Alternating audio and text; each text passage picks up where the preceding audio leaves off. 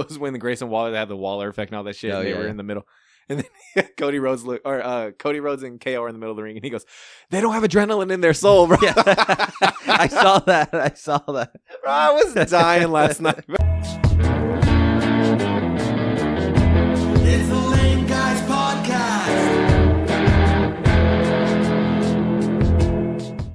So I just listened to on the way here. I was listening to Chris Van Vliet. By the way, I've been listening to his podcast a lot more. I never really did. Mhm. And I just watched the clips. Dude, he has solid interviews. He asks really good questions to these wrestlers. So the full one I actually watched was, no surprise, was the full Undertaker one. And that, yeah, I mean, even Undertaker says, "Oh, that's a good question." Bro, he asks really good questions. Anyways, he has Booker T on. And H-Town, boy. yeah. Well, he's at his place. Apparently, Booker T, like the wrestling factory that he has, has a huge studio. He runs his show there. He runs multiple other shows there. And so they filmed it there. Anyways, Booker T mentions that he feels like he doesn't need anybody to tell him how good he is because he knows he was great and he knows he had so much talent. But he still feels like people don't give him the appreciation that he deserves. Do you agree with that? Yeah. I know I don't. You don't think that people respect him like that? I think people respect him, but I don't think Oh, okay. So I don't think I don't consider him in my top 10. I don't even know if I consider him in top 20. Okay, I don't even know if I consider him in top 30. You know, like I get that. I'd have to really think about it, but I don't know where I put Booker. Like, and he is a legend. He's a WWE Hall of Famer. You know, but I think of him as he was a legend in WCW as well. And I don't know if he was more of a legend in WCW than he was in WWE. I don't know. But when he said it, I thought, yeah, bro, you're right. Like, I'm sure people don't really give you, because like you said, we think about the greats. We don't even consider Booker T. You're right. But does he even deserve to be considered? You know, like he was solid, but there was a lot of WWE wrestlers that were solid their whole careers, but we don't consider them in this list of the greats. And what's hard is because I'm trying to take him out as far as like, okay, you're right. Would I put him in that top 20 type list? To be honest, no, I would not. But I'm also thinking, bro, that's the ruthless aggression era where we grew up in, and then. But he was there though. Yeah. So I'm saying, so it's like I would consider like, people don't give him that respect sometimes, bro. Like, yeah, I get that, but I don't know. I mean, his whole thing is King Booker. I fucking love it. They talk about that and he even mentioned that King Booker overshadows a lot that he did in WWE. But then I was thinking about it, and I think, okay, your whole WWE run, besides King Booker, the biggest thing you did was fight Triple H at WrestleMania 19, and you lost. Yeah. King Booker they for real were like, okay, we're going to give you a chance. We're going to make you a thing. And he mentions that he's the first King of the Ring to win the World Heavyweight Championship. Obviously not now. Well, he's the first still. But Gunther, he said at the time when he was filming, he said he was the only one to ever do it. Yeah. Gunther now is second there. But yeah, I mean, dude, I think about it. King Booker is the best thing that he did in his WWE run. And the thing is, maybe he's not, but I was going to say, he can't be upset about that, bro. He's not. People change their whole gimmicks, and then, it works out for the best. Bro, Taker did it. He went from the dead man to the American Badass, and people love the American Badass. Hell, I love the American Badass. No, and he's not upset about it. And he knows. He said he makes it known that he knows what he was. He says that he knows people loved him, but he also knows in an arena, if he fought Sting or if he fought John Cena, like he knows that people are going to cheer for those people more than they're going to cheer for Booker T. Yeah. He seems like he knows like where he's at. But he feels like also people still don't give him the respect. But he says he doesn't need it because he knows he's solidified. He knows that he's an all-time great. And he is right. But, like, yeah, I mean, I think about it and I think, yeah, I mean, no one really mentions him as great WWE people. Like, we're all happy when we see him. When he showed up at the Royal Rumble, everyone's ecstatic. He had that little run. Put a little pinky up but like, bro, and he turns it on during the interview. He turned on King Booker. Does he? Yes. And I just think, bro, you do that shit so good. Yeah, he talks about it. It's a good interview. I was just thinking about like the most recent thing, like whenever he showed up with the New Day or whatever, when King Woods and everything, and then he was doing the whole voice, and then they said something. He goes, "You didn't just say that." Like he goes back to normal Booker. And they talk about his catchphrases. And they talk about that, how he just comes up with it on a fly, bro, and like it just sticks with the fans, and so he ends up making it. He says he doesn't even think about that it's gonna be a catchphrase. He just says it, and then people start saying it to him, so he makes it. But he turns it on, dude, so well throughout the interview. Chris Van Vliet mentions like his catchphrases are so good, dude. You need to listen to it. I've been listening, so I listened to the one with Booker T. I listened to the one with Goldberg. I tried to listen to the Ronda Rousey one, but I couldn't. I just listened to the Undertaker one. I listened to Cody. Undertaker as well. I listened to Undertaker. The Godfather. I watched that one, and that was a good one too. He has character, Muhammad Hassan on there too. I want to watch that really? one. Yes, I want to watch that one. Oh yes, I do remember the clips from that one. I do remember the clips from that. Yes. Yeah, just to hear his whole side of the thing. There ain't nothing to say, bro. Hey, I got killed by the Undertaker and I got written off TV. What do you want me to say? Yeah, but it was only because of the 9/11 shit. Yeah, 100%. Which is crazy. No, it wasn't 9/11. No, well, it was 9/11 happened, yes. and then that's why it was a couple years. That's later. why they made him, because it was the ultimate heel. It was the. But then there was heel, another thing. There was like a bombing or something, and so they had to completely scrap the character because is but his character was truly like a wild decision. Like we could probably go on. You couldn't get away with that now. We could make a list one day as far as some of the most outrageous, like, bro, why would you make that type of character list? And he'd definitely be on there. Yeah. No, well, it was a great way to get heat, and yeah, 100%. bro. He's like, I think I've seen a clip where he talks about he couldn't go anywhere in public. Like people fucking hated him, which is crazy for Vince to give us that type of shit, dude. And then who better to kill him off than the American badass, the Undertaker? Well, he was the dead man, but still.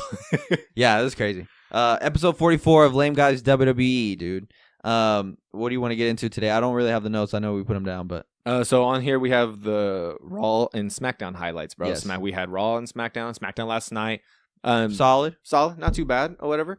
We got KO, Cody. You saw that end. You saw the end where he yes, bro. like he runs up with the title, but then he hands it to him, bro. I still think my favorite thing, bro, was when they even have the clip on Twitter already. But it was when the Grayson Waller, they had the Waller effect and all that shit. And they were in the middle. And then Cody Rhodes and KO are in the middle of the ring, and he goes, "They don't have adrenaline in their soul, bro." Yeah. I saw that. Bro, I was dying last night, bro. Kevin Owens is so funny, bro. On the fly like that, he is so funny. But then really they had good. the whole video, like Exhibit A, Exhibit B, yes. of all the people he's turned on. Yeah. What he's like, everyone deserved it except for Kofi. That was all me. My bad. He goes, but everyone else deserved it. He mentions it to Cody backstage. He goes, "You do know everyone deserved that, right? Except for Kofi." And Cody's like, I don't know. He said, "All I have is take your word for it." Yeah. I'm not gonna lie. I was surprised they showed Chris Jericho. I think I'm not saying like I know that there's bad blood, but I really think, wow. They showed Chris Jericho. Okay, so the way I look at that scenario is I'm sure they're not close, right? I'm sure Chris Jericho right now is not close to WWE. Mm-hmm. But I also look at it as WWE is letting him know, motherfucker, we own all this shit. We can show you whenever we want. Yeah. And I don't know. I could be wrong in that assumption. Maybe they don't. Maybe they don't do it with any malice, but I think that they do it sometimes just to throw like, hey, don't forget, bro. We still got all your shit, or we can show you whenever we want. We don't need your permission. We don't need nothing. Like, do you think they reached out to Chris Jericho and said, hey, we're gonna show you? I don't think so. No, but every single time like I see a WWE do something with a promo or show someone from back in the day, I always feel like it's a little breadcrumb to be like, we still remember you. Like, there's no hard feeling. They could have done it good. And then in my head I think, all right, bro, give it like 2 more years, you'll be in the Hall of Fame now. Even though he says before I think it was a Chris Van Vliet video that he said he doesn't care about being in the Hall of Fame because so many people are in it. Yeah. Yeah, but Chris Jericho is one of those people that I just think, bro, don't fucking forget who made you, bro. Yeah, you were okay in WCW, but WWE is what made him. Yeah, WWE, WWF. Yeah, he was big in New Japan, all that shit, but bro, not WWE, bro, is what made Chris Jericho. Y2K. So don't fucking forget. And I think sometimes people forget, bro. But it's so easy for us to say that because we're not backstage, we're not dealing with all the politics. Yeah, we don't have to deal with that shit, So like, he probably has a reason why he feels the way he does. Mm-hmm. But yeah, SmackDown was pretty solid. We got our official, I think it's the official Bash in Berlin card. Last night, I think they added the final match. We got Bianca and Jade versus Isla Dawn and Alba Fire. Alba Fire. Yeah, they're not that demon tag team anymore, right? No. Yeah, they're just like a normal tag team. Yeah. But they're good. Yeah, they're solid. Yeah, they are good. Yeah, so that's gonna be the 5th match on Bash in Berlin. So I assume the card's done. I think so too. Yeah, when you were we've been getting 5 matches. Camera, yeah, you were naming them to me, and I'm thinking, oh yeah, I guess fuck yeah. Yeah, I mean we've been getting 5 matches, right? Mm-hmm. SummerSlam was like one of those weird ones that we had 7. We had 7 on that one, but like for the most part, it's 5 matches. Yeah, not bad. Bash in Berlin's next week. I know, I'm excited. Yeah, we got. How are we gonna do that? What time is it at? I think it's like a 1. I don't know. Do y'all come over and then we watch it and then we film right afterwards, or do you come over after? Well, that's Jaina's nap time. That's the problem. Shit, bro, throw both the girls. Go sleep. I don't think she'll go to sleep though. That's the Elena thing. won't go to Yeah. sleep. If Jaden's here, she's not going to sleep. Yeah, I don't think she'll go to sleep. That's a good question. I mean, we can obviously film our other podcasts before. And then Bash, I don't know. Maybe we do a StreamYard, or maybe I can stay here and watch it. I don't know. I'll have to see. That's at 12 or 1? I think it's at 1. So it'll be over around like 4. Yeah, I think so. Then let's see. WWE Bash in Berlin. Oh, never mind. 11:30. Okay, so it'll be over around like 4. Nah, 3:30. You think? Bro, they're usually like 4 hours, dude. But they also count that pre-show shit too into that. Okay, so the actual show is what, 3 hours? Would it be 3 hours or like 2? No, bro, they're not 2 hours. Okay, then 3. Yeah, I would say I'd be over 3 at hours. around 2. I don't know. I could see it going to 3. I don't know. We'll have to talk about it. I mean, either way, we'll talk Figure about it out. Yeah. What else happened on SmackDown last night? We had, dude. Are you interested in Carmelo and Andrade's thing? Nope. I actually am. I watched their last match. I didn't watch the first one. The last one was pretty solid. And then this one, Carmelo was cutting a promo in the barbershop. Did you see it? No, I didn't watch that part. And Andrade comes barging in on him during the promo. And he says that he was being disrespectful, and next week they'll settle. I guess next week they'll have their third match, which they've been really good. Like, I feel like, honestly, I watched that first one. Yeah, the first one was solid. I feel like the second one was really solid as well. I feel like, and they're just getting over just by having solid matches, not even really cutting promos on each other. And I feel like they should be on Bash as well. But either way, I think we're getting on SmackDown. But he barges in, and then Carmelo goes, after he leaves, he goes, "Y'all really need to start locking the door in here while I'm talking. People gonna rob us and shit," or something. He said something along those lines, and I thought it was so funny. Yeah, dude, their shit has been really good as well. And then what happened on Raw? Raw was kind of uneventful. Raw, we had the whole we had Dominic and Damian match or whatever, and he's powerbombed the fuck out of. Was it powerbomb or did he chokeslam him? I think he does. I don't know. I think he does his chokeslam. I didn't watch that match. Fucking good one. Another one where Liv saved Dom. Yes, I did see that. I did see that. What else happened? I feel like Raw right now. Randy had his whole promo with Gunther. Yeah, and he also fought Ludwig. Yeah, Ludwig Kaiser. Ludwig Kaiser, I can see potential in. I see a lot of potential in him, bro. Yeah.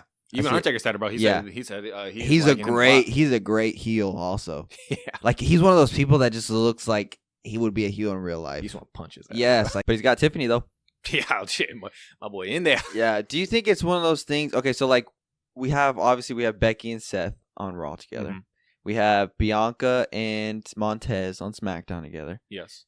Them two are not on the same brand. Do you think that's like a seniority type deal? Do you think it's because their relationship hasn't been going so long? Do you think it's because they don't want to be? They don't put them on the same brand? Yeah, like they're not on the same brand, or maybe they don't care.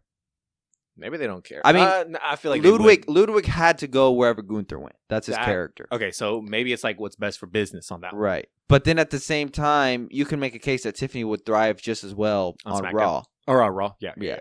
So maybe they don't want to. I don't know. But like, I wonder if that ever is an issue in WWE. Mm-hmm. Because I just feel like Andrade and Charlotte both on SmackDown. Yeah, they're both on SmackDown. I mean, once she returns, yeah. Yeah. So, and I would assume she's returning to SmackDown. Who needs Charlotte more?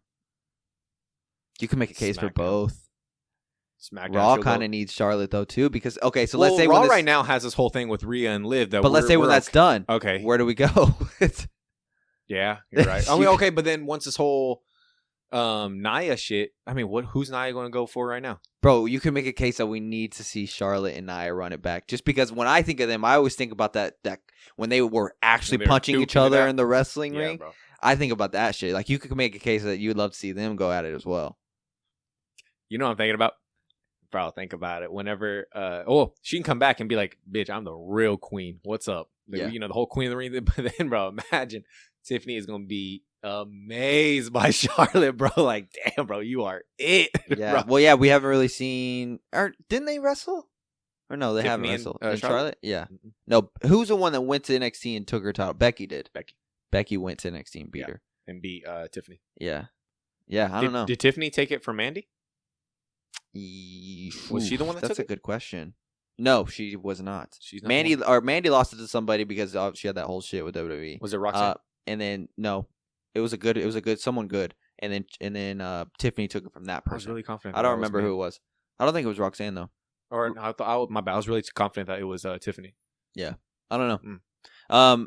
Yeah. What the other couples though? There's not that many. I just feel like it's NXT really. Yeah, NXT. NXT feels like it's the college, bro. Like they're all smashing each other.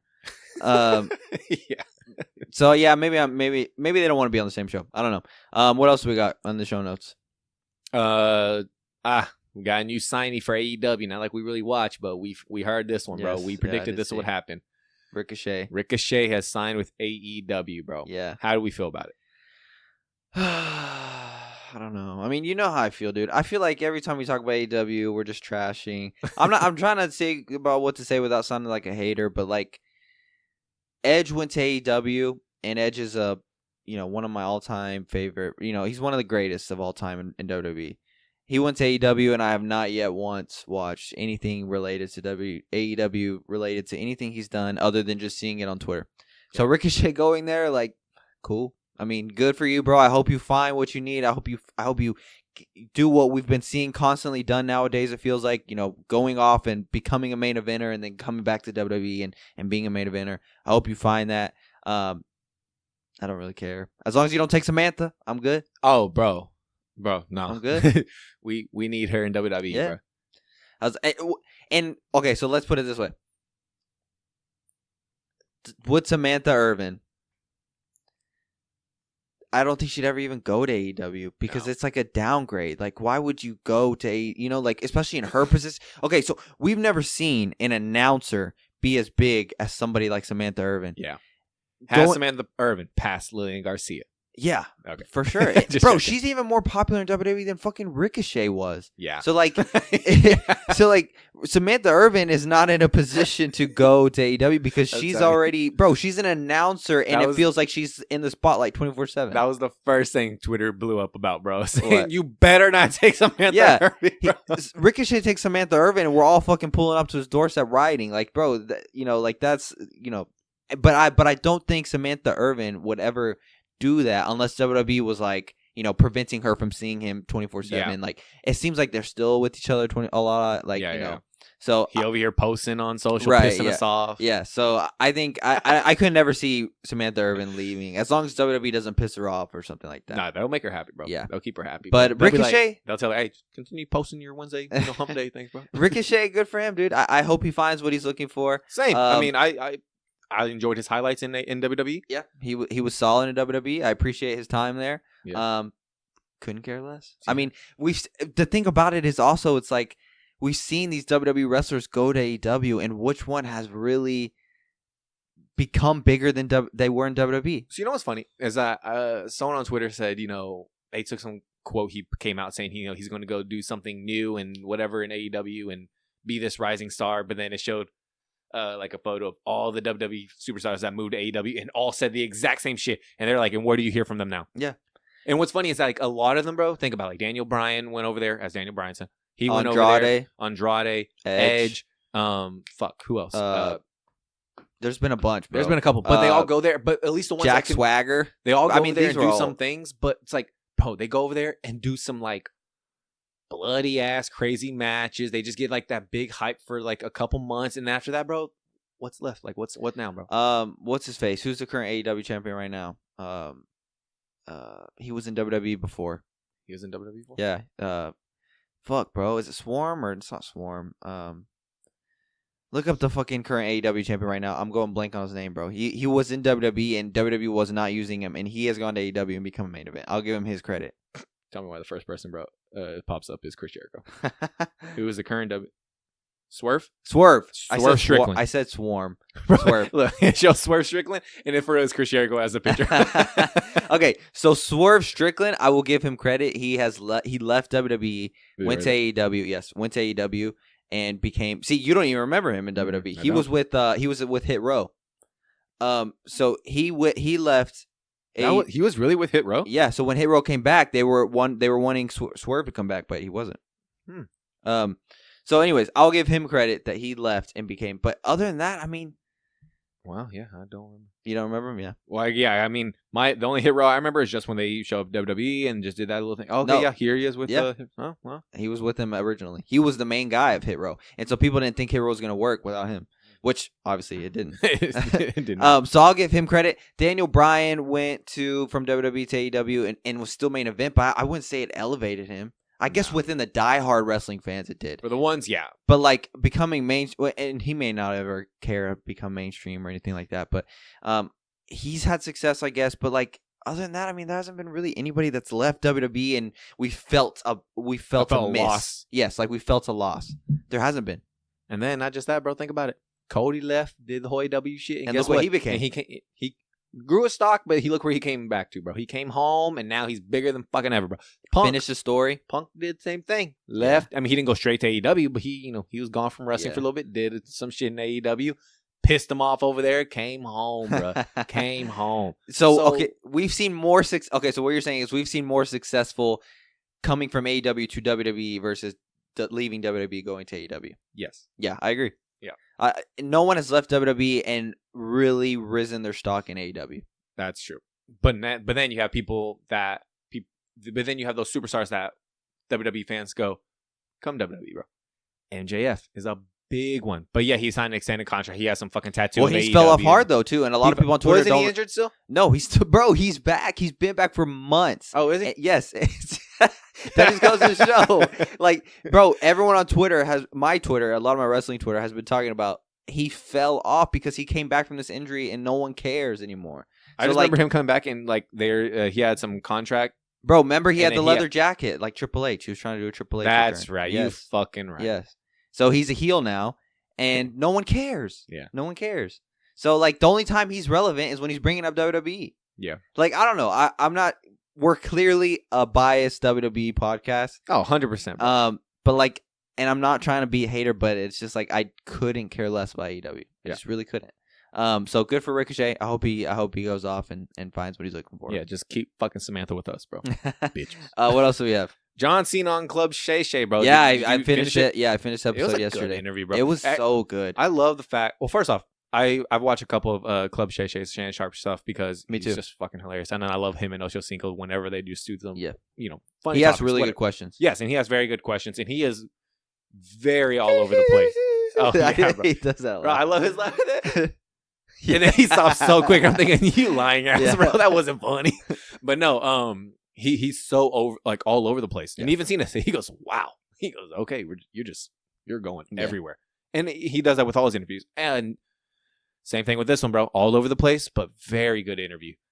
It's so funny because I always just think about, Cena's run like of what he does now, but then I always just like remember, like, bro, you're the fucking doctor of thugonomics, and you were just so proper. He's so well spoken. Yes, so well spoken. I'm not saying like, okay, his character, he has to be that way in real life. No, but like it's just so funny, like what we all grew up with watching him, and you're like, wow, you are so different. It just makes it more amazing because he could literally, at the flip of a switch, turn on this character that we only knew him as, but behind the scenes, he's completely 180 from the character. 100%. So like, it's just crazy. Like the first reaction where I had that reaction that you had was when I saw how he was in Total Divas. Oh, okay. No, that was my first understanding of, wow, you are completely different than what I ever imagined you. No, same. That was my first reaction. Yes. Well, this one it's just another one of those like, yep, like it's just I agree. It always like what's the right word for it? Not solidifies, but it makes me just always remember, like, yeah, you're just that guy. You're just that. Every time I watch him speak in long format, like anytime I see him on a podcast or something, it makes me think, I would love to have a conversation with you because you would make me like think. Like you would make me like, he seems like he's super just like he looks at things like a completely different way, in a different way. Yeah. So yeah, the podcast was great, bro. Shannon asked great questions. John Cena gave well thought answers. There's sometimes where some people don't really give any good answers, but John Cena gave great answers. I felt. Hell, even just a simple question of who's the greatest of all time. He gave us a whole spiel about why you can make cases for Ric Flair or The Rock or somebody. And then he goes on to say Roman Reigns. Roman Reigns is his GOAT. OTC, boy. Yeah. But even his reasoning made a lot of sense. Yeah, he's looking at it from WWE stock was at $100 Or what was it? At He 11, said 11 something. 11, yeah, and now it's at 1 something. We should have fucking invested. My mom has been telling me, bro, we should invest in TKO now. I mean, $100 isn't that expensive. You can invest now for $100. That's wild. That's not even that. That's not that much. Anyways, yeah, I really enjoyed the interview, the episode. He talks about, how he was homeless, but he said he did that by choice. By choice. Yeah, he gives. He talked about his fake Corvette or fake Lambo that he got, that he just got. He sent it away in 2005. Yeah, sent it to 10 different shops after a while, and he just got the keys a week ago, bro. But what's crazy is the whole episode he's going by. He's saying that if you're gonna do something, you gotta full ass do it. Don't fucking take shortcuts. Don't do this that. He took a shortcut by getting a fake Lambo because he didn't want to spend money on getting a real Lambo, and he ended up spending twice as much versus just getting a real Lambo. Yeah, what did he say? He goes, I could have bought a Lambo and then half of another one. He goes, you legit cut it in half. He goes, and would have equaled out the same amount that I spent on this. So it literally lines up with what he was saying. Yeah, it was a great episode, dude. I love John Cena. What do you think about what he said about Roman Reigns being the GOAT? I mean, shit, I'm over here agreeing with this man sometimes, bro. Yeah. But then, I mean, yes, we're saying Cena's the GOAT because, I mean, fuck, bro. Even with him being humble, bro, saying, it ain't me. No, bro, it's you. Yeah. It's you. But at the same time, we can make arguments, bro, that, guess what? Randy could also be up there. We've made arguments for it. Is Triple H. But then everything Roman's doing now, bro, building his stock from everything he's gone through. And then, yes, in 2020, when he made his return, it's just like, fuck, bro. It's insane what he's done. It's one of those deals where WWE, thinking about who the WWE GOAT is I think it'll always be just biasness. It'll always be like, I think you can make a case for a lot of wrestlers being the GOAT of WWE, but I think ultimately it's really just who you like the best and who I like the best and who this person likes the best. Like, my brother says Randy Orton's the GOAT, but he's clearly more biased towards Randy Orton than he is John Cena. I say John Cena's a GOAT and I say Randy Orton's second, but I could go to this person and he'll think that's crazy to say that Stone Cold Steve Austin and The Rock and Ric Flair and Shawn Michaels are not even in that conversation, So I think ultimately that'll always be that way. John Cena's looking at it from a sense of financial standpoint. He's looking at it as the business of what they've done for the business. He's looking at it as Roman Reigns came in, automatically was main event level with the Shield, and has consistently stayed main event level. Whether the fans liked it or not. Yes, has consistently stayed that way. So he's looking at it from that standpoint, and he's got a case. I mean, bro, our argument has always been John Cena is the GOAT because he started in the Ruthless Aggression era and carried WWE through the whole PG era and a little bit after. Roman Reigns has kind of done the same thing. I mean, when Roman Reigns took over as the mantle, John Cena took a step back. From the PG. Yeah, and Roman Reigns was, WWE was clearly trying to make him the next guy. Yeah. When was that? Well, I guess we'd have to look up when that really was. 2011, 2012? I was going to say 12. Okay, so so right now we're at 12 years. So, I mean, at what point do we start saying, okay, I mean, we can't really say that much about John Cena anymore? Well, are you looking it up now? Yeah, his debut, right? Yeah. Debut. Okay, that's saying his first debut. In WWE. Said in 2010, bro. Okay, so that's already more than 12 years. Yeah. Or no, yes, that's more than 12 years. That's 14 years. He about to be 15. So, I mean, you could start making the argument, I mean, that Roman Reigns has already surpassed John Cena as far as carrying the company. And he's already done it longer than The Rock. He's done it longer than Stone Cold. Randy Orton has been there longer, but Randy Orton wasn't the main guy. It was always John Cena. It's easier to always just talk about who's the Mount Rushmore of errors, I feel. Eras, yeah. I feel like it's always easier to do that. Oh, yeah, because it gives you more. You can pick 4 instead of 1. Yeah. So, we could talk about the Ruthless. We could talk about Attitude. We could talk about PG. We could talk about the Paul Levesque era right now. Because if it's Paul Levesque, bro, I mean, it's 100%. It's what? Roman. Cody.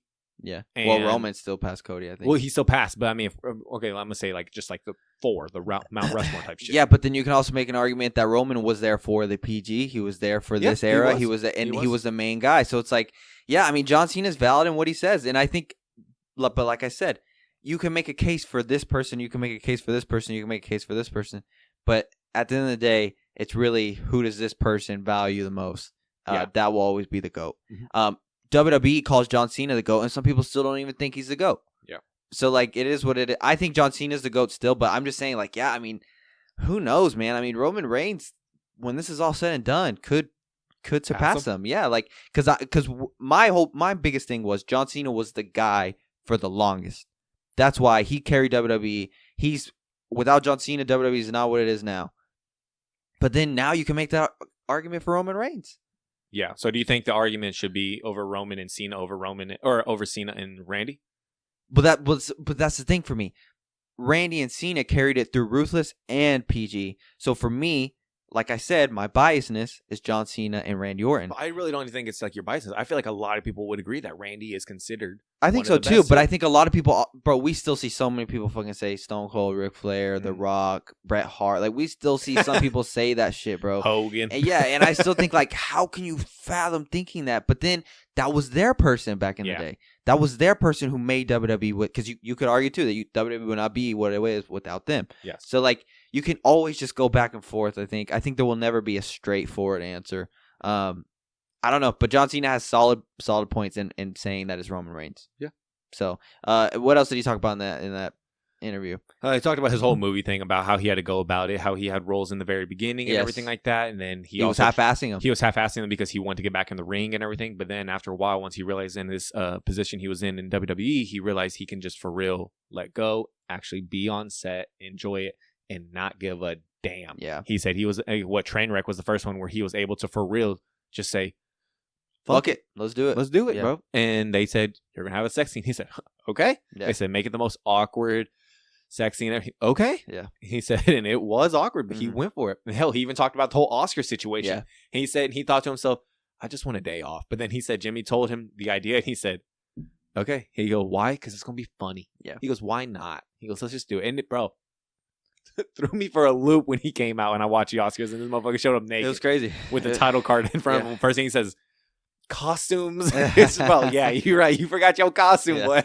It was crazy. It was a good one. No, I mean, it's just hard to not. It's hard for me to not call him the GOAT, just because, like I said, bro, we grew up with John Cena being the main guy. Yeah. So it's hard for me to say that, but like I think, it's just crazy for him to even say that, like, he doesn't consider, but he's one of those people, and that's why we're so worried that he's not going to give himself the record, because he's one of those people he even talks about that thinks somebody else should have it. Yeah. And so it's like, I don't know, dude. I told you, bro. We talked about it last episode or whatever, and we were talking about was the last episode or the episode before that? We were talking about his farewell tour and how he's just too fucking humble and everything like that. And this one, it just made me go, God, you're so fucking nice. Yeah. Just like say, screw it, bro. I'm it. Bro. I want him to have the record, because him having the record more than solidifies the thing that he's the GOAT, even more so, because that adds even more to his huge resume already.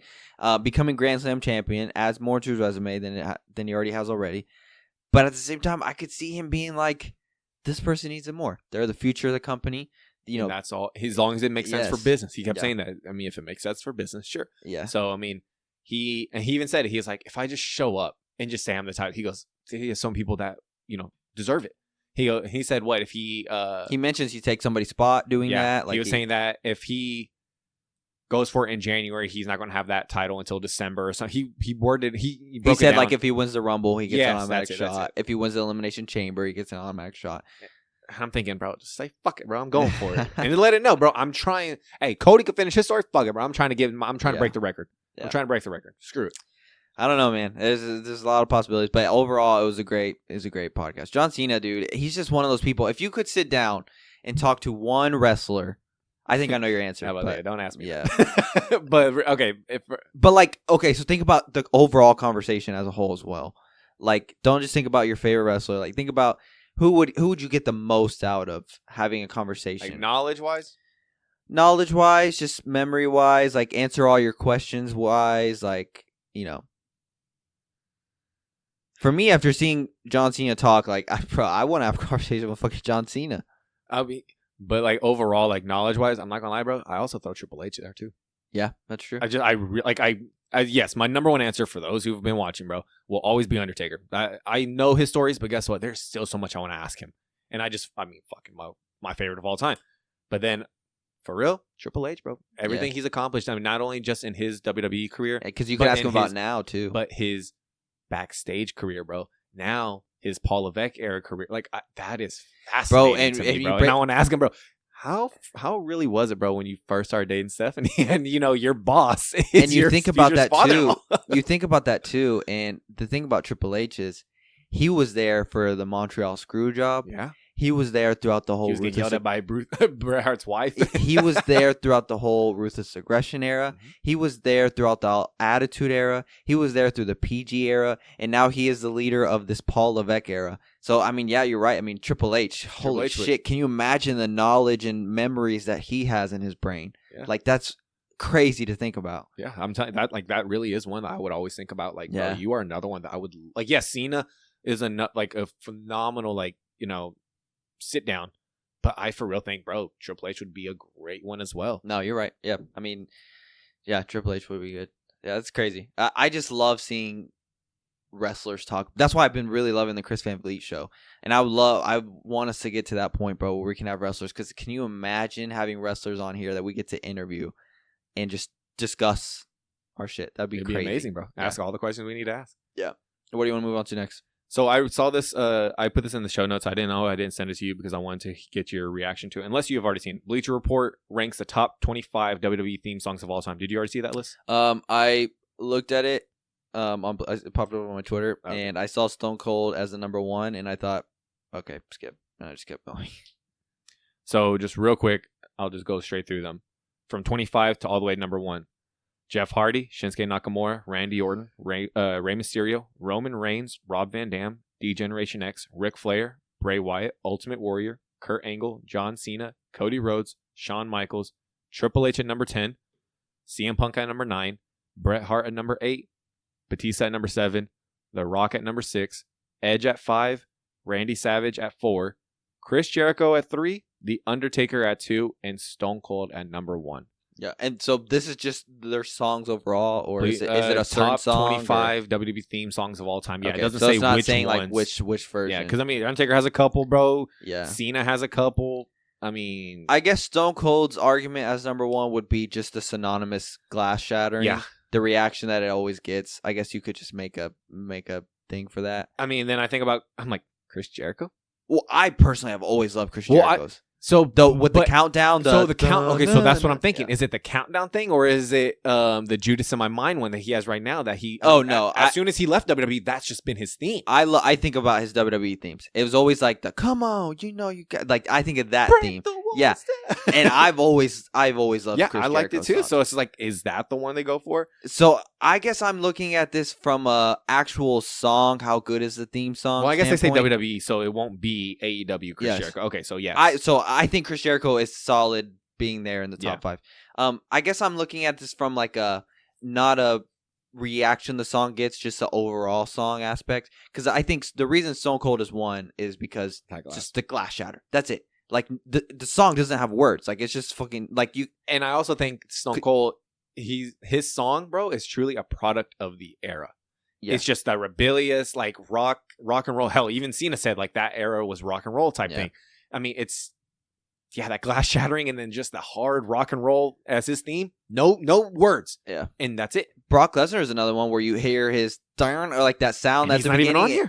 Yeah, it was, and that's crazy because if you're gonna say that Stone Cold, who has no words but gets a big reaction, Brock Lesnar, as soon as you hear that whatever you call that at the beginning of his song, and then it goes you know what I'm talking about? Yeah. And then everyone goes, oh shit, yeah. Like Brock Lesnar's here finna tear shit up. Yeah, like you know what I'm talking about? I don't know what that's called, but no, bro. Yeah, but the whole and then it goes dun dun dun.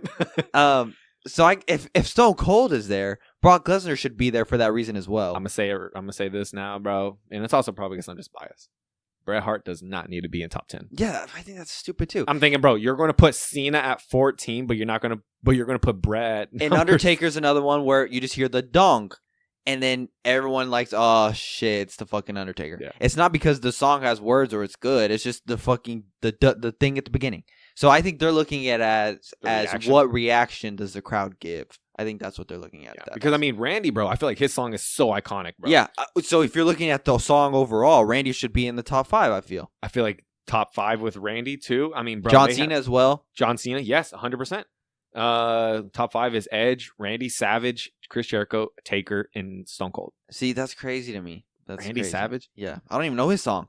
So sorry that gets hate, but I don't even know his song. I do, but I don't think it's iconic like that. That's why, yeah. So as soon as I saw Stone Cold being number 1, I just knew it wasn't my type of list because I would rank themes based off the actual song itself. Like I think DX's song. I put DX song over Stone Cold Steve Austin's. I'd put John Cena's over Stone Cold Steve Austin's. I'd put Randy, but that's because I'm looking at it like who has the better theme overall. I guess I'm not looking at it as just what's Kurt the reaction. I like Kurt Angle's better than Stone Cold Steve Austin. Kurt Angle deserved to be at number 15. I think he should be higher. And you could you suck. I think that should be higher. Bray Wyatt. Bray Wyatt had a great theme.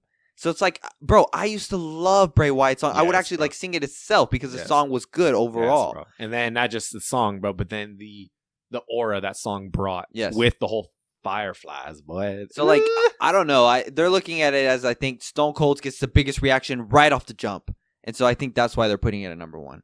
Yeah, someone put John Cena not being in the top 10 is insane. I think that's crazy. And someone put Roman Reigns at 21 and Randy at 23 is criminal. Roman Reigns' song also gets that big reaction right at the jump. It has no words, and it's still a great song. Though I'm talking about the Tribal Chief. Yeah, we ain't talking about OTC. I'm talking about the Tribal Chief theme, and for that to not be in the top 10 when you have Stone Cold's number 1, I think is crazy too. And you don't have Brock Lesnar on the list, and that one also has no words, and it gets a big reaction. Yeah. So yeah, I think whoever made this list is clearly not a big wrestling guy, because I would word it a lot different. I'd have to think about how exactly I would rank it, but I think right off the jump, the ones that I'm saying should be in the top 10 at least. Yeah. I mean, bro, I love Triple H's top 10, right? Yeah. Well, Motorhead. What's Shawn Michaels? Shawn Michaels is number 12. Triple H is 10. Shawn Michaels has an iconic theme. Every guy sings "I'm a sexy boy" every time he comes out. Yeah. Like to get guys to sing that is crazy. So Shawn Michaels should also be in that thing. So Batista's song is iconic, but does he need to be in the top 10? I don't think so. Okay. But maybe.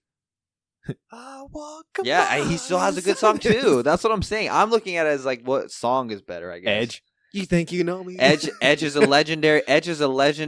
But I think it's 5. The beginning, and I don't know if I'd put him at number 5. And if I wouldn't put him at 5 over The Rock. Me either. I mean, bro, The Rock. If you're something, bro, that reaction. What's time. The Rock? What is he at? Number 6. That's crazy that he's not in the top 5. I don't know. I guess I'm telling you, I just keep on thinking about Randy Savage's song, and I'm just like, no, you really would have to think about the themes. There's some iconic ones. Yeah. But yeah, I mean, I guess if you're going just based off reaction, I guess maybe Stone Cold. No disrespect, I wouldn't put RVD at number and 20. I wouldn't put him in top 25. I wouldn't either. I wouldn't either. Roman Mysterio. Damn, that's all he says. Man, that's all it says. Bro, Eddie has a legendary theme. How is he not in there? Was he in there? No. That's crazy. Gosh, I loved his heel theme. Yes, so did I. The phone ringing at the beginning, bro. Yeah. Moving on from that one, brother. You put on here. When will WWE push Montez Ford? Yeah, so we can. I don't know if we'll have time to get to the last, but we can end it with this one. Damn. Okay. Wait, what's the last one? What did I have in there? Do we want to see Matt Cardona have one more WWE run? Okay, we'll end it with that. Okay. Real quick, I saw Montez fight. The Street Profits had a match with the Bloodline last night. And my question to you is, we've said it on here. Twitter says it. It's pretty sounding like everyone agrees that Montez Ford has the potential to be a great singles superstar, but they just haven't done it. I don't know why. So my question to you is, when are they going to do it? I have multiple questions, I guess, and we can talk about it. Why haven't they made Montez? Why haven't they pushed him to be a single star? And what makes him different from someone like Carmelo Hayes, someone like Austin Theory, someone like Grayson Waller, someone like these people that they are giving singles runs to, that they are making, they're big on their own, and they're not doing that with Montez. I was going to say the mic skills, but he is pretty good on the mic. I feel like he's solid on the mic. He's solid on the mic, but if you take away the whole Street Profits as a team and you just put him in the middle of the ring, could he could hold his own, but like, could he for real hold his own against someone like great? I saw him himself. The first time I saw that was he had a match against Otis, and I thought, okay, you could be by yourself. He was in the Elimination Chamber. He had solid spots in that as well. Do you remember? He went up there. Oh, yeah. Him as a performer, yeah, I think that's it. But I think it's also he could carry him stuff that they look at. So my thing is okay, WWE must be thinking he's not ready on the mic. But, bro, we've seen so many people that aren't that good on the mic get a manager or, like, you know, do something in that sense. I listened to the Chris Van Vliet with Jinder Mahal, actually. And was it Jinder Mahal? No, Shelton Benjamin. Shelton Benjamin is another one where they kept him as a tag team person. They never really pushed him as a main event star. And he said it's because his mic skills. He said that he always felt like his mic skills weren't that good. But they also never helped him gain them up. So Chris Van Vliet said that why wouldn't they just put you with the Paul Heyman or a manager and elevate you that way? We've seen it done multiple times. Yeah. And they never did it with Shelton Benjamin. So if that's the case, if Montez doesn't have the mic skills, then put him with the manager. I mean, hell, they put Bobby with MVP. Yeah. Put him with somebody like MVP. Put him with something in that sense, dude. I just think, like, you're giving in Grayson Waller, Austin Theory, Carmelo Hayes, Andrade. Bro, Andrade's a single star and can't even speak on the mic. Like, I just think that's crazy that Montez still is in this constant loop of he'll be a tag team. They won't win the tag team, but the crowd will love them. And he may win a tag team title every now and then, but they're always just going to be like, I just find it crazy that he's in this constant loop. Oh, because I mean, I truly think about when it comes to like just being great on the mic, but not a great wrestler. Older one, bro. Enzo. Yeah. Enzo great on the mic. Killed it on the mic. Yes, I mean, he had his whole team and everything, but even whenever he broke away from that team, he fucking killed it every time on the mic. All his promos were fantastic. He did nothing. Yeah, he won the Cruiserweight Championship, but no one cared. No one cared, bro. I mean, I look excited. Not even in WWE. But still, I mean, it's that mic skills that really saved him. But I'm thinking, bro, you're telling me Montez doesn't deserve that little push, but yet Enzo did? Yeah. But it's because, bro, I really feel like it's because that mic skill, I mean, without someone he can bounce off of, with it being Angelo, they probably just say, and maybe not yet. Well, but then I look at it as... should push him, though. But then I look at it as, dude, he's athletic as fuck. 100%. He's athletic as fuck. So, like, he's not any less athletic than a Carmelo Hayes, than an Austin Theory, and they get to be by themselves. And now they have good mic skills, but I don't think Montez, from what I've heard, and maybe WWE just probably knows something that we don't know, but every time I hear him talk on the mic, he's funny. Yeah. Like, he seems confident as fuck. I feel like he has these skills to be a single star. He has better mic skills than Ricochet. Man, Ricochet had his little push. Not a WWE championship push, but he had the title pushes. And you could argue he's just as athletic. And he's just as... Yes, that's what I was going to go. And he's just as athletic. You could argue what he's is just, the difference? He's bigger than Ricochet, so he may not be able to do everything that Ricochet does. But, bro, motherfucker jumps over the post every single time, front flips onto people. Bro. Like, he's athletic as shit. And this is not a knock on Angelo Dawkins, too. I think Angelo Dawkins... Now, Angelo Dawkins, his stuff is mic skills. Yeah. If you talk about just ring skills, Angelo Dawkins has the ring skills to be a solo star, in my opinion, but the mic skills is what his problem is. I don't think that Montez has that problem. I just don't know. I don't know if it's a thing of they know that if they split them up, one of them's not going to make it, or I don't know really what the deal is. But, like, I just think, bro, I see Montez every single time, and I watch the show with Bianca. What's their show called on Hulu? Love and WWE. And he talks about, like, he wants that spot. Yeah. Like, and I just think, like, bro, your WWE's just holding him back. I don't know what it is. But then it's like we saw that with Shelton Benjamin. But Shelton Benjamin didn't have the mic skills. That was the difference. Yeah. That was the difference. He had that. He had the athleticism. He had the in-ring talent. He just had no mic skills. That was his downfall. I mean, it's a crime they haven't pushed him yet. It really is. I would love to see his little single push. Yeah. But yeah, I mean, I've said it. I hate saying it, but once you break them up, Angelo, I don't know what the hell they're going to do with him, bro. I think we all can agree that if you split up Montez and Angelo, we think that Montez has a brighter future. But Angelo's no scrub, bro. Angelo's really good at ring. I think if he gets his mic skills up, he can get it. It's just that's just my biggest fear. Yeah, I'm just so curious as to why they don't push Montez. Like, it's been years now that we've been saying this, and they still have not given him an opportunity. I just think it's crazy. You want to move on to Matt Cardona? Bro, Matt Cardona, I mean, you put it on there, but Matt Cardona came out saying that he would like to finish his career in WWE. He would like one more run in WWE. And, bro, I would love to have him back. Totally. I like Zack Ryder, bro. But if he comes back as Matt Cardona. He'll come back as Matt Cardona. Right. I think we all can agree on that. But if he comes back, would you believe a scenario where he is a main event talent and he can actually challenge for a world championship? Do you see him in that light? I don't see him going against Cody right now. I don't see him going against Gunther right That's now. the problem, and that's what he wants. Yeah. He's not coming back unless that's the case. Well, I could definitely see him, bro, like pulling up, trying to go for an IC in US for now, which, I mean, he's done in the past. We've seen him do that in the past WWE, but just to like get his feet back in the water.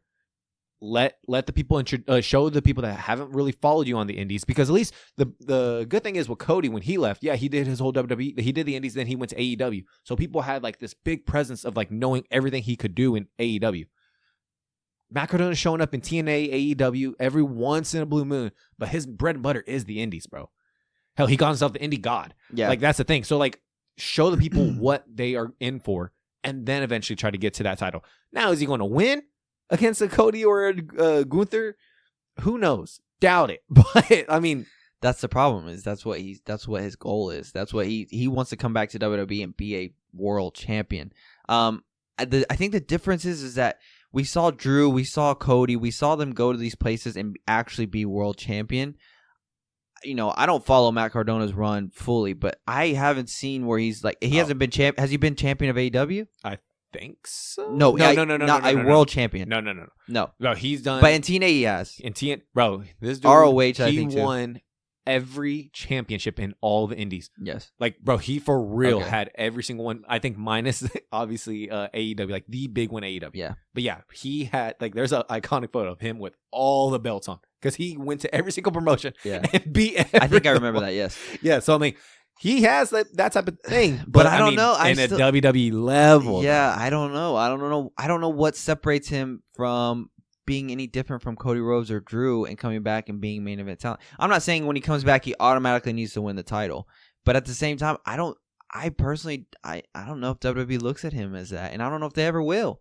I don't know. I mean, we said it before that we think he will be in the WWE Hall of Fame, especially if he has one more run. I really if think he has one more run, he will be in the WWE Hall of Fame. I just don't know if Matt Cardona, and it's not because pure talent. I don't know what it is. He has mic skills. He has talent. He has talent in the ring. He has charisma. I don't know what it is. You couldn't tell me. But it's just, I don't know if fans or WWE people look at him as, like, when I think of, like you said, when I think of Cody Rhodes and Matt Cardona, I could see it. Now, can I see him beating Cody Rhodes? No, I can't. Can I see him beating Gunther? No, I can't. But maybe that's just because I'm not well informed, and maybe I haven't been following his run, and maybe I need to do more research on that. But as of right now, I can't. Now, if he comes back and you know, is Matt Cardona and can be a good wrestler and be main event, then I'll buy it for 100%. Like, it may not be right away, but it may take a little bit. And that's why I'm saying, I mean, at least for me, I don't have that knowledge, but I mean, the highlights I have seen and everything that's popped up before, I'm like, yeah, I get what he's doing out there, but I'm a bigger WWE fan than an indie fan. I don't know what your stock is, so come out over here, show me. Yeah. Like, bro, we knew what Cody's stock was because that made so much noise. Because he went to AEW and became champion, he owned it. Like, he became main event. And I'm not saying same with Punk, because Punk's stock pretty much stayed the same. Drew did it, though, too. He was TNA. Yeah, TNA World Champion. And him coming back WWE, bro, was massive, bro. Massive. But I just think to myself, okay, prove it to us. Yeah. Show us why you at least could you argue that he already has kind of proved it? In WWE prior? No, sorry. Oh, you're saying come to WWE and prove it. Yeah, show us what your stock is now worth. Yes. So, I mean, I don't know. There's going to be a lot of people that probably listen. I mean, you know, because, you know, we have hundreds of fans. They probably listen and go, what the fuck are you talking about? Matt Cardona, for real? You just said it yourself. He has been a champion in multiple promotions. Yeah, but guess what? WWE fans don't know that, bro. Yeah. So, show them why. Like your typical WWE fan doesn't know. Like, and the only reason I know is because I have Twitter. Yeah. That's the only and TikTok. Like, that's the only reason I see wrestling shit on those. But I don't follow the indies. I don't watch ROH. I don't watch See, and I mainly follow him because he's a toy guy. Yeah. He's a toy guy, so I followed him for years, even when he was still with WWE. I loved him in WWE. Yeah. I love Zack Ryder. I thought I saw the potential there that he could be main event. I just don't know why WWE ever was like, I was so happy when he won the IC championship at 39 or 32, bro. Yeah. I was so happy. If he comes back, dude, him and Chelsea Green would be a dynamic duo, They'd bro. be amazing They'd together, be a bro. dynamic duo. We need his old theme back, bro. Yeah, bro. I like his song. His shit should have been in the top 25. Radio. Yeah. Bro, I have that shit on my WWE playlist, my workout playlist. So like that shit is so good. I love Zack Ryder, bro. That motherfucker was so clean too when he had his underwear tights, but then he had the one sleeve. I thought, bro, swaggy as fuck. I thought, bro, no one's doing that type of shit. I thought, damn. I remember seeing him as that. And I thought, holy shit, bro, he looks clean as hell. Bro, him and Cena did their little thing together too. Yeah, with Eve Torres, remember? Yeah. I don't know. I think he should come back, and yeah, I kind of agree with you. I think give us a few months proving that you are a main event style to at least win the fans over, the WWE fans, because I know he has wrestling fans, and win it over, and get it done. August 24th, 2024. Let's go ahead and bookmark this bitch, bro. He gonna show up at the Royal Rumble. He'll show up at the Royal Rumble, and that'll just give fans a little taste of him coming back. Holy shit, Matt Cardona's back. What does this mean? We're not going to hear for a little bit that he signed, but we're going to hear that he officially comes back. Yeah, I agree with that. And he just tweeted, and then Chelsea Green tweeted and said she doesn't want to see anybody. There's no one in the world that she'd rather see come back to WWE than him. I think he's got someone in WWE now that can vouch for him as well. I see him coming back. It's just a matter of when. And yeah, I can see Royal Rumble being that. Yeah, we got to be there. Bro, where the fuck is it gonna be? Indianapolis, I think. Oh, yes, that'll be the next one that we try to go to, I think. Yeah, bro. Yeah, but anything else? Nah, I think that's it, bro. Cool. All right, we'll see you guys next week. All right, later.